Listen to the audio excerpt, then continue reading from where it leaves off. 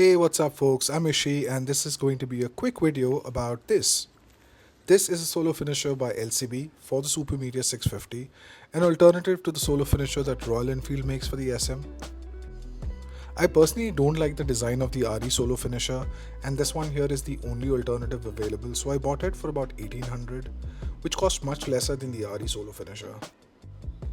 We'll do a quick installation and see how this looks like, so stay till the end. It's barely 4 minutes, about as much as we last tried. Now, one thing I couldn't manage after many attempts was keeping the bushes intact underneath the finisher while I screw it from the top. So I've just fixed the solo finisher directly onto the fender.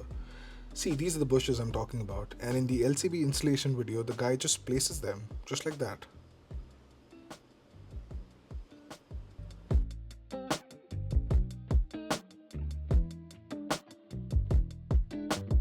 I just couldn't do that. So see for yourself if you're able to do that, or an alternative option would be to just get 4 similar sized nuts, use them to create the gap instead. Now why you need the gap in the first place is 1. To have decent space between the finisher and the fender so it doesn't start rattling or cause paint damage on the fender, and 2.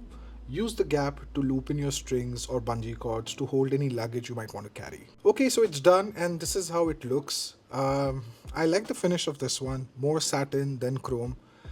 It's also a little shorter than the RE, like the design as well. But honestly, not a fan of this look either. I just wanted to buy this and see for myself in person. So yeah, not for me. And also, irrespective of how it looked, it's not going to be for me at all because I've got potential pillion riders.